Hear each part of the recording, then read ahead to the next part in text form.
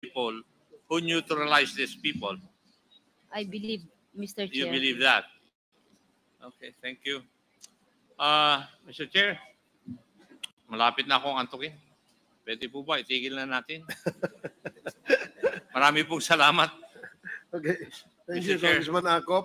Mr. Chairman, Yes, I may. Congressman Fernandez. I hope that will be the last interpellator because the Secretary General have already declared no classes or no work tomorrow. Mr. Chair, And we're about to reach the 14-hour first time na 14-hour po tayo. At our physical capacity are giving up. Mr. But Chair, our I move. mental Mr. Chairman, our mental function. Mr. Chairman, Well, I think sige, Mr. Chair, I yield to Chairman Paduano. No, overexposed na yung iba hanggang alauna. we still have two interpellators, Congressman Busita and then Congressman Lordan Suwan. So I thought Congressman Dan Fernandez is going to interpellate since you're not. So we now recognize Congressman Busita for your interpellation. thank you, Mr. Chair. Thank you, Mr. Chair. Mr. Chair, sundan ko lang po yung ilang questions ni Honorable Congressman Akop kay Colonel Leonardo. Colonel Leonardo, naniniwala ka na may mga biktima ng extrajudicial killings? Yes or no?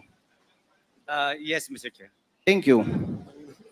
Naniniwala ka ba na ito ay marami at hindi ilan lamang? I don't know the exact figure, Mr. Chair, but I believe so. Marami. Thank you, Mr. Chair. Colonel Leonardo, matanong ko lang, ikaw ba ay family man?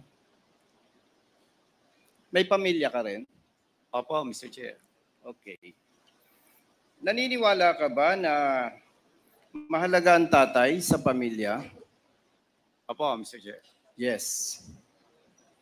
Naniniwala ka rin ba na sa ordinaryong pamilya, pag namatay ang tatay, parang nasira na rin ang buhay at kinabukasan ng mga anak? Tama po yun, Mr. Chair. Yes. Naniniwala ka ba na sa ordinaryong pamilya, especially itong majority sa biktima ng extrajudicial killings, sa ating bansa, yung mga professionals, usually ang anak isa, dalawa. Pero yung mga maliliit na manggagawa, ang anak, 6, 7, 8. Tama ba?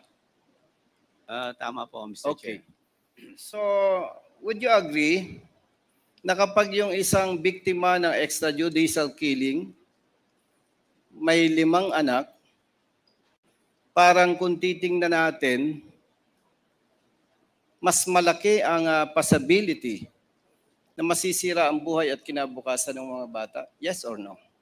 Yes, Mr. Chair. So kung titingnan natin, mathematically, out of 20,000 na mga namatay, assuming 10,000 doon yung family man, mathematically speaking, more or less, 50,000 yung bata na nagsasuffer na ngayon. Would you agree? I agree, Mr. Chair. Yes. So meaning, kung titingnan natin yung long-term effect nitong pinag-uusapan natin extrajudicial killings, sa pananaw ng iba, tama ang ginawa nila. Pero kung susuriin natin mabuti, mas dadami pa yung pwedeng maging kriminal. Itong mga bata na nasisira ang buhay at kinabukasan, would you agree? Maaari po, Mr. Chair. So, kung titingnan natin, talagang itong resulta ng extrajudicial killings, hindi nare-resolve ang problema. Instead, multiply pa. Yes or no? Maaari po, Mr. Chair. Yes or no? Yes, Mr. Yes, Mr. Chair. Kaya ako po, personally, natutuwa na yung Quadcom nandito. at least mapigilan na itong extrajudicial killings. And nung nasa active service pa ako, isa, Mr. Chair, at sinasabi ng senior officers, kaya nasibak ako sa Cavite, yung nasa watch list na 20. Actually, 21 yun, Mr. Chair. Peacefully, napasuko ko, napasurrender ko yung 20. And because of that, nasibak ako sa pwesto. Hindi daw ako marunong sumunod sa guidance. Hindi ako marunong sumunod, Mr. Chair, kasi nga, sabi ko doon sa senior officer, mali yun eh. Yung isang suspect, isasacrifice mo yung buhay. Pwede naman bigyan ng second chance. Actually, Mr. Chair, kung iintindihan ng mga kasama natin, maganda yung intention ng tokhang eh. Kakatukin mo yung pamilya, i-inform mo na may information na nasasangkot sa illegal drugs yung kanilang kapamilya. At kung pwede, i-surrender, mag-undergo ng seminar to be being handled by religious leaders. Alam nyo ba yon, Colonel Leonardo, na may ganong programa? Meron po, Mr. Chair. Yes. And because of the reward system, would you agree na may mga police na nag-take advantage para kumita? Yes or no? Yes, Mr. Chair. Yes or no? Yes, Mr. Yes, thank you, Colonel Leonardo. So again, Mr. Chair, napakaganda na na-address ito ng Quadcom. At least, alam ko po, yung mga police na involved dito ay mapipigilan para wag nang gawin pa. Kasi nga po, sabi ko, ang pananaw ko personally, hindi nare-resolve yung problema. Instead, minomultiply natin.